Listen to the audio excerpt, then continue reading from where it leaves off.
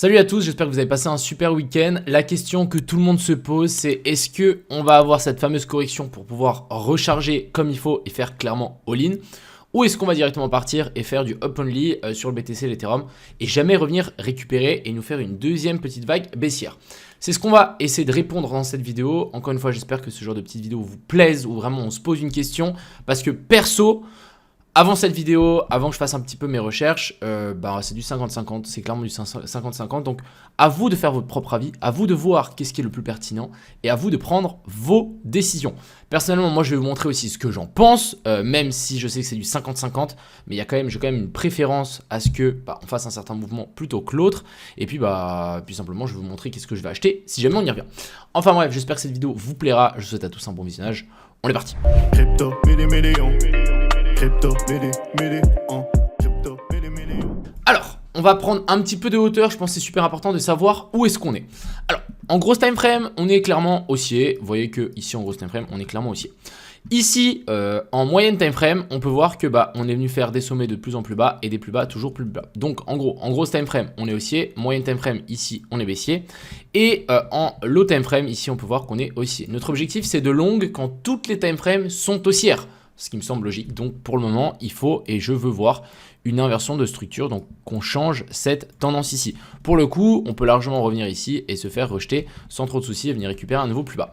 Ce que je pense, et je pense qu'on ne reviendra pas à faire un nouveau plus bas, simplement pourquoi? Parce que dans la grosse time frame ici, on peut voir qu'on est venu faire un nouveau sommet. On est venu corriger donc la dernière hausse qu'on est venu faire ici, on est venu chercher la zone OTE. Donc en soi, là, ce qu'on prend en compte, c'est la grosse time frame. Donc en théorie, on ne devrait pas revenir récupérer ici en dessous. Par contre, sachant qu'on veut inverser cette tendance, quand on inverse une tendance, ce qu'on veut faire, c'est qu'on vient de faire un plus bas, donc ici, plus haut que celui-là. Donc ce qu'on veut attendre ici, ce que je veux voir, c'est une redescente qu'on vient de récupérer ces lots-là, pour vraiment nous faire quelque chose de clean. Mais on peut aussi directement monter droit ici vers le haut, venir nous faire un nouveau plus haut ici pour nous dire ok, on inverse cette tendance là et ensuite voir corriger ici en dessous et ensuite vouloir repartir.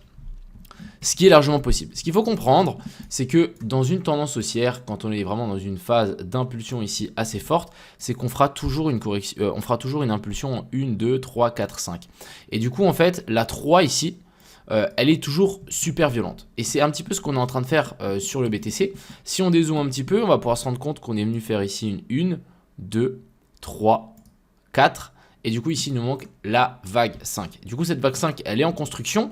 Et finalement, vu que la vague 5, c'est quoi? C'est une impulsion. Elle doit souvent être décomptée. Donc, c'est pas souvent, c'est tout le temps être décomptée en 5 vagues. Donc, en 1, 2, 3, 4 et 5.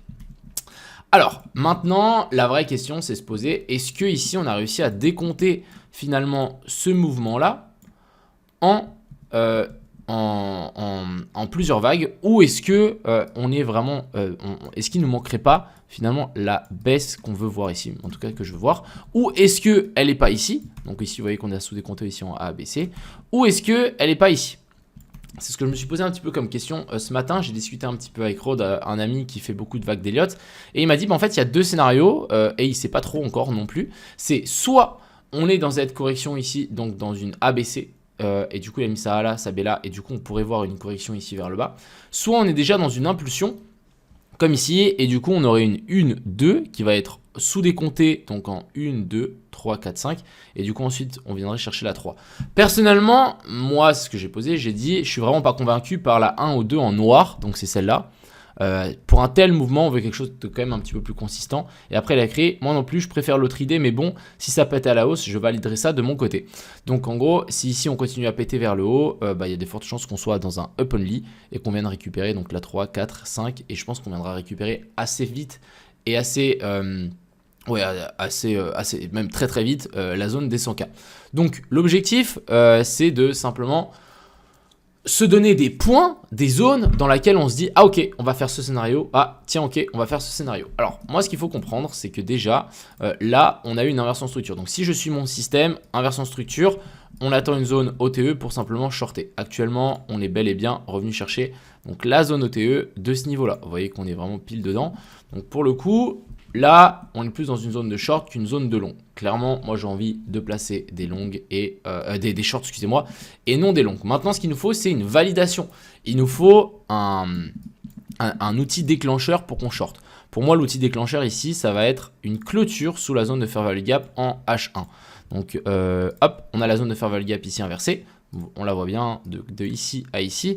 À partir du moment où on va faire ici une clôture en 4 heures sous exactement la zone des 62 300, j'essaierai d'ouvrir un short pour simplement target les liquidités plus bas. Et je pense que là, mon scénario de baisse pour venir récupérer toutes les liquidités qu'on a laissées là, voir l'équal low qu'on a laissé là, et la zone OTE finalement de tout ce mouvement qui est situé et qui commence à partir, si je dis pas de conneries, vers la zone des 55 000. Ouais, exactement, vers la zone des 55 000. Elle a été déplacée, hein, étant donné que là, on est venu faire un nouveau plus haut. Avant, on le tirait par rapport à ça, mais maintenant, on le tire par rapport à ça. Qui correspond aussi à la zone OTE qu'on a en gros time frame juste ici en dessous.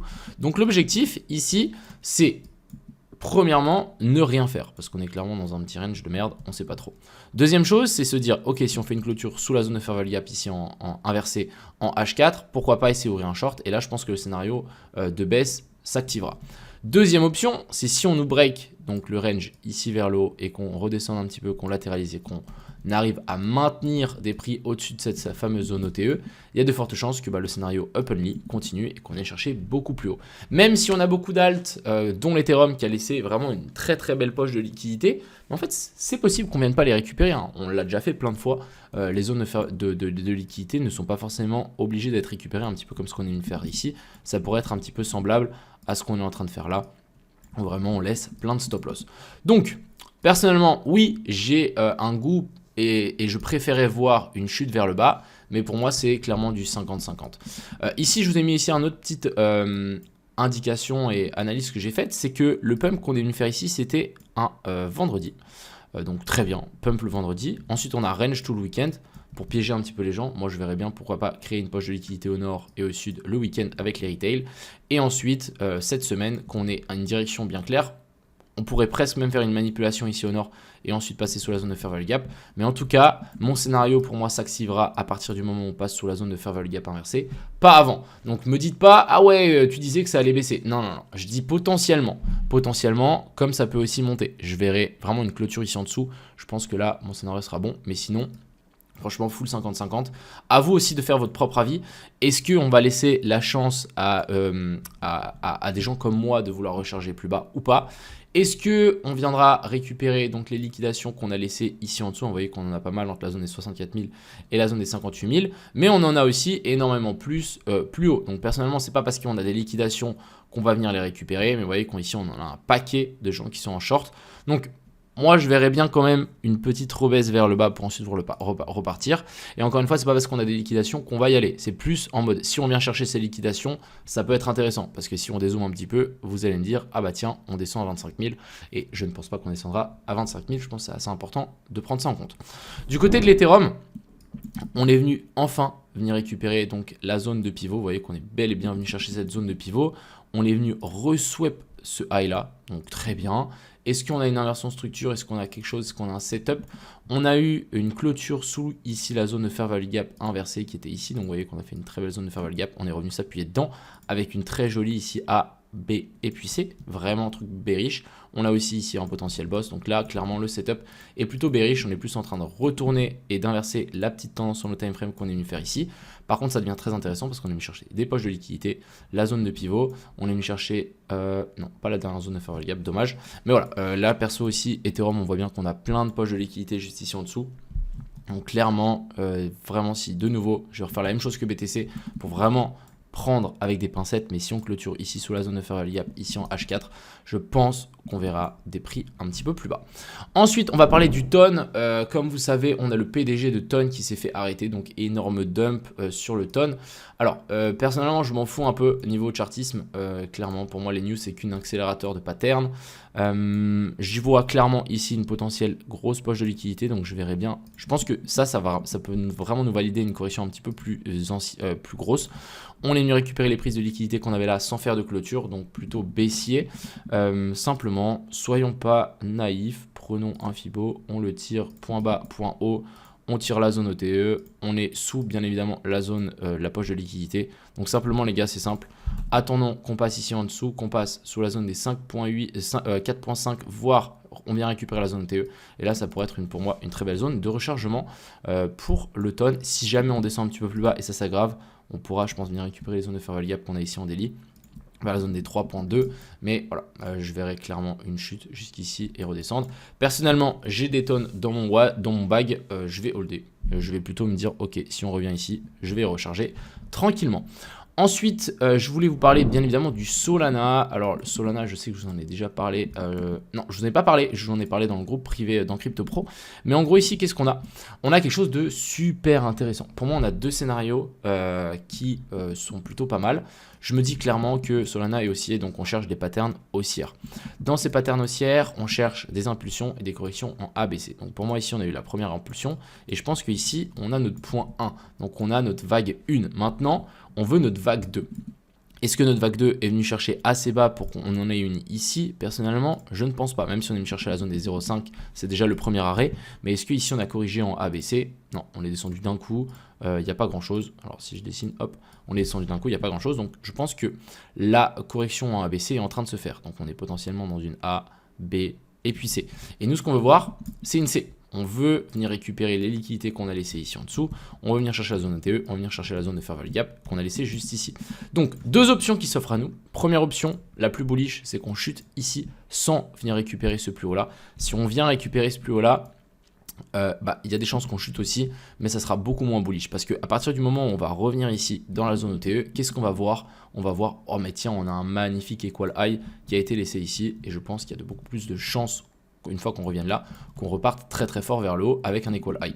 Donc Solana, s'il te plaît, si tu veux redescendre à partir de ce niveau-là, on chute tranquille sans prendre ces liquidités-là, viens prendre les liquidités qu'on a laissées là.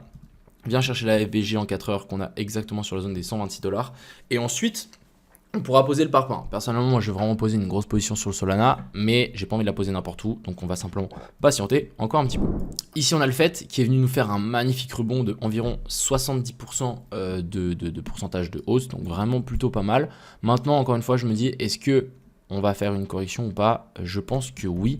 Je verrai bien pourquoi pas un retour sur la zone pivot ici vers la zone des 1,05, ça serait vraiment clean, on a vraiment une grosse zone ici de support, je ferais bien un retour là-dessus, et voire même pourquoi pas venir toucher la zone des 0,108 si vraiment on corrige. Donc l'objectif encore une fois c'est de simplement patienter, attendre qu'on revienne récupérer des zones intéressantes pour prendre position et ensuite on pourra repartir, parce que pour moi sur la plupart des alts, sur la plupart des cryptos, on a le bottom qui est posé. Si on passe un petit coup sur ici le Others, donc c'est toutes les crypto-monnaies sauf le top 10, on va pouvoir se rendre compte qu'on est bien venu chercher la zone TE, on est venu récupérer toutes les liquidités qu'on avait là, on est dans la zone TE et je pense qu'on peut largement se faire rejeter pour venir récupérer la zone ETE qu'on a laissée là, nous faire un très joli petit double bottom. Encore une fois, ce double bottom là sera valide parce qu'en fait on va prendre du temps.